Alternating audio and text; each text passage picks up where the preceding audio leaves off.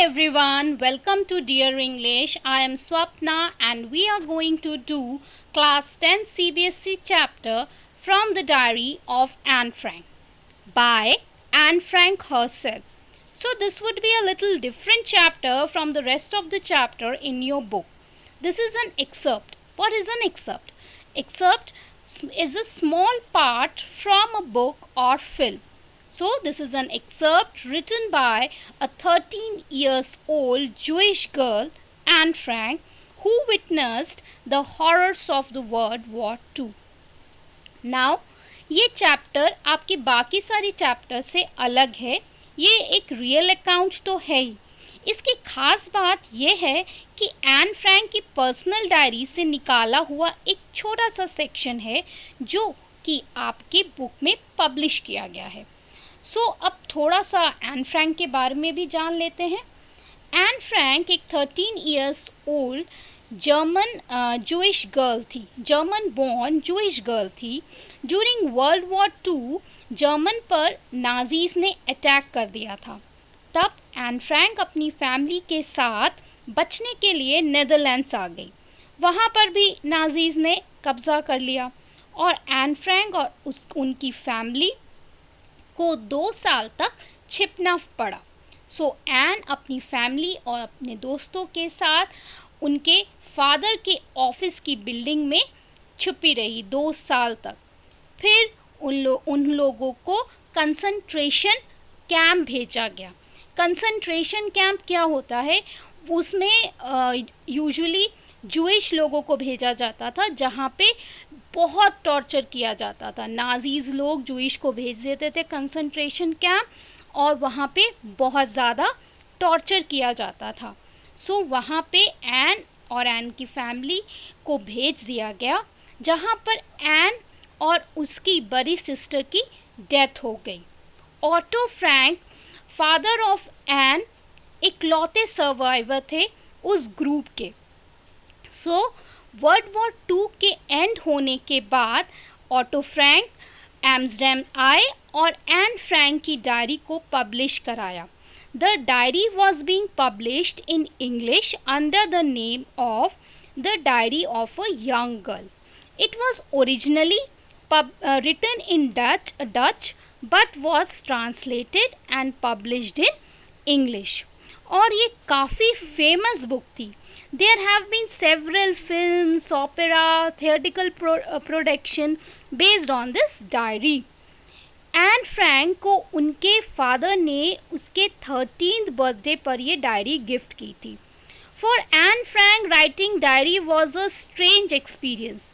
Means उसके लिए diary लिखना बहुत अजीब लगता था उसे डायरी लिखना, क्योंकि वो सोचती थी कि कोई भी एक 13 साल की लड़की की डायरी पढ़ने में इंटरेस्टेड नहीं होगा. इवन फ्यूचर में शायद उसको भी अपनी डायरी पढ़ने में कोई इंटरेस्ट ना रहे.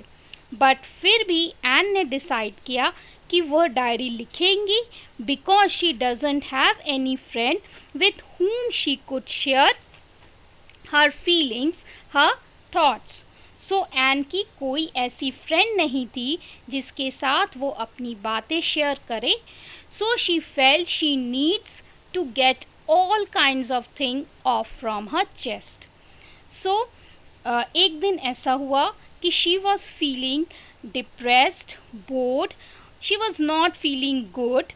She wanted someone with whom she could share her thoughts and feelings. But alas, she didn't had any true friend जिसके साथ वो अपनी बातें शेयर करे. Though she had loving parents, sis, around 30 friends, but वो उनके साथ ये सारी बातें शेयर नहीं कर सकती थी. तब उन्होंने डिसाइड किया कि वह डायरी लिखेंगी और सारी बातें उसी से शेयर करेंगी. She decided to make diary as her friend. This line is quite important. Paper has more patience than people. क्योंकि पेपर पर आप कुछ भी लिख सकते हो, वो आपको क्रिटिसाइज नहीं करेगी, जज नहीं करेगी. आप कितनी भी बार कुछ भी लिख सकते हो। हाँ, और वो कभी नहीं कहेगी बस करो बहुत हो गया, जबकि आपके दोस्त आपकी बात कुछ देर तक तो सुनेंगे, बट कुछ देर बाद वो बोर हो जाएंगे और कहेंगे अरे भाई खत्म भी करो। सो वो क्रिटिसाइज भी कर सकते हैं, आपके फ्रेंड्स आपकी बातों को क्रिटिसाइज भी कर सकते हैं, वो ज़्यादा देर तक आपकी बात नहीं सुनेंगे, वो शायद बोर हो जाए, बट डायरी या पेपर वो कभी नहीं बोर होती, आप उसमें कुछ भी लिख सकते हो। So for her paper was the solution to lighten her heart, to get all things off her chest. So she decided to write diary and she named her diary as Kitty. So Anne ने अपनी diary का नाम kitty रखा। And आगे कहती है कि यदि डायरेक्टली वो अपनी फीलिंग्स डायरी में लिखना स्टार्ट कर दे तो हो सकता है इन फ्यूचर यदि उस डायरी को कोई पढ़े तो वो रिलेट नहीं कर पाएगा। ना चाहते हुए भी एन ने अपने बारे में लिखा। वो कहती है कि जब पापा की शादी हुई तब उनके पापा 36 साल के थे और उनकी माँ 25 की थी। उनकी एक बहन भी थी जिनका नाम मार्गोट था।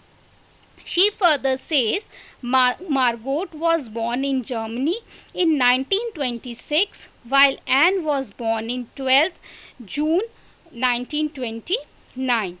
Just because of Nazis attack वो एक जगह से दूसरी जगह इमिग्रेट करते थे। इमिग्रेट का मतलब है कि एक कंट्री से दूसरी जगह सेटल हो जाना। Left his country to settle in another. So वो एक जगह से दूसरी जगह इमिग्रेट करते थे। Then she also talks about her grandmother. Both were attached to each other. In 1941, her grandmother fell ill and was operated, and finally in 1942 she died. So वो बताती हैं कि वो अपने ग्रैंडमदर से बहुत ज़्यादा अटैच थी और उन्होंने एन फ्रैंक ने अपने बर्थडे पर दादी की मेमोरी में एक एक्स्ट्रा कैंडल भी जलाया था। So let's move further. अब हम पढ़ने वाले हैं एन की डायरी राइटिंग का एक extract. This diary entry that we are going to read was written on Saturday 20th June 1942. So she writes about a particular day in her class when the entire class was quaking in its boots. What is quaking in its boots? Quaking in its boots means shaking with fear, nervousness, or you can say nervousness. So every student was very scared, they were very nervous because of the meeting of teachers which was to be held, where teachers were going to decide the students who should be promoted to the next class and the students who will be demoted. सो पूरा class डरा हुआ था क्योंकि teachers की meeting होने वाली थी जिसमें वो डिसाइड करते कि कौन नेक्स्ट क्लास में प्रमोट होगा और कौन फेल होगा। अब आधे से ज़्यादा क्लास तो शर्त लगाने में लग गई, हाँ बेट लगाने में लग गई, और किसी ने तो अपना सारा हॉलीडे पॉकेट मनी शर्तों में लगा दिया। So according to and her class was full of dummies and she says that quarter of the class should be kept back, means पूरे dummies से भरे हुए थे और at least 1/4 of the class को तो promote करना ही नहीं चाहिए। Then she says that teachers are most unpredictable creatures on earth. Teachers का कोई भरोसा नहीं, वो कुछ भी कर सकते हैं। So it was according to Anne, वो सोचती थी कि टीचर्स का कोई भरोसा नहीं है। So then she says that Anne that वो मैथ्स में थोड़ी वीक थी। एन समझती थी कि वो मैथ्स में थोड़ी वीक है। ऐसा तो हम लोगों के साथ होता ही है, हम सब जानते हैं। कोई किसी सब्जेक्ट में स्ट्रांग होता है, कोई दूसरे किसी और सब्जेक्ट में स्ट्रांग होता है। सो एन को लगता था बाकी सारे सब्जेक्ट्स में तो ठीक थी, बट उसे सिर्फ मैथ्स का डर लगा रहता था, उसे खाली मैथ्स में डर था। So she was pretty well with all the teachers, but her maths teacher mister Keesing remained a little annoyed with her because she was talkative. So और सारी टीचर्स के सामने उसकी इमेज तो भाई ठीक ठाक थी, बट मैथ्स टीचर मिस्टर कीसिंग, जो कि उनके मैथ्स टीचर थे, वो उनसे ज़रा नाराज़ रहते थे क्योंकि एन बहुत बातूनी थी। एन लिखती है कि वो बहुत बोलती थी, इसीलिए मिस्टर कीसिंग उसे बहुत बार वार्निंग भी देते थे, बट एन पर कोई असर नहीं होता था। तब कीसिंग ने क्या किया, उसे एक्स्ट्रा होमवर्क एज पनिशमेंट देने लगे। सो फर्स्ट ऐसे जो मिस्टर कीसिंग ने एन को दिया था वो था a chatterbox. So see how Anne wrote on the topic, how beautifully Anne wrote on the topic. Anne ने 3 पेजेस का ऐसे लिखा और बहुत ही ह्यूमरस ऐसे था। सो मिस्टर कीसिंग ने उन्हें एक्स्ट्रा होमवर्क एज पनिशमेंट दिया, एक ऐसे दिया लिखने को चैटर बॉक्स पर, और एन ने बहुत ही सुंदर तरीके से 3 पेज का ऐसे लिखा उस टॉपिक पर।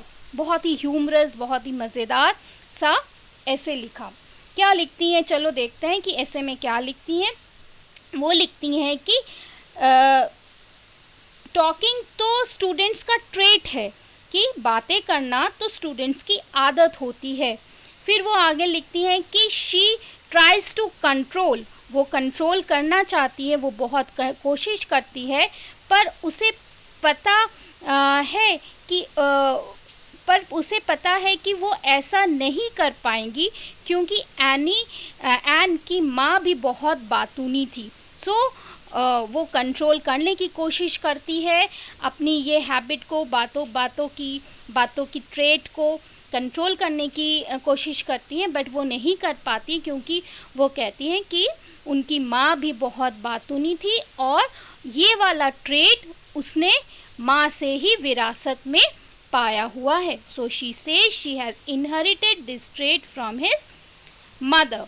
मिस्टर कीसिंग आर्ग्यूमेंट को पढ़कर बड़े हंसे, बट फिर ये बात करने लगी। कौन बात करने लगी? एन फ्रैंक फिर बात करने लगी और मिस्टर कीसिंग ने उसे सेकेंड ऐसे दिया।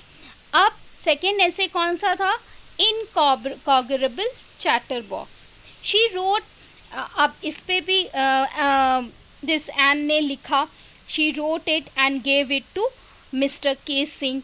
देन मिस्टर कीसिंग ने 2 लेसन तक तो कुछ नहीं बोला। So mister Keesing had nothing to complain about 2 whole lessons. Then again during the 3rd lesson he asked Anne to write another essay entitled Quack Quack Quack, said Mistress Chatterbox. So 3rd lesson में फिर से N को punishment मिली और mister Keesing ने ये वाला topic quack quack quack said mistress chatter box पे लिखने को दिया। अब एन थोड़े, उसके पास थॉट्स थोड़ा कम हो गया था, अब उसे समझ में नहीं आ रहा था वो क्या लिखे। Now she wanted to write something different. She took the help of her friend and then she came up with a very funny piece of writing. उसके पास अब तो आइडियाज़ ख़त्म हो गए थे कि एक ही टाइप के टॉपिक पर चैटर बॉक्स लिखते उसके आइडियाज़ भी ख़त्म हो गए थे, और इस टाइम वो थोड़ी सी डिफरेंट सा लिखना चाहती थी, थोड़ा सा अलग सा लिखना चाहती थी। तो अपनी फ्रेंड का उसने हेल्प लिया और बहुत ही सुंदर पीस ऑफ राइटिंग वो लेके आई। एक पोएम था। शी रोट, देखते हैं क्या था। She wrote, it was about a mother duck and father swan with 3 baby ducklings who were bitten to death by the father because they quacked too much. So ये उसने जो poem लिखा था, एक मदर डक थी, एक father swan थे और उनके 3 बेबीज थे. वो डकलिंग्स बहुत क्वैक क्वैक करते थे, इसीलिए फादर ने उन्हें मार डाला. So this was a joke type. So Mr. Keesing took the joke in a very light way and the whole class along with Mr. Keesing laughed. उसके बाद से Mr. Keesing बहुत अब हंसने लगे. हाँ, बातें she was allowed to talk and even she was not assigned any extra homework. So extra homework भी अब मिस्टर कीसिंग नहीं देते थे. Now this was the story. I hope you understand this chapter. Now I want to know your opinion regarding diary writing. So before ending this chapter, I like to know your opinion regarding diary writing. Do you think writing diary is a boon where you can lighten your heart, or it's just a waste of time? So do write in the comment section. Till then, bye bye.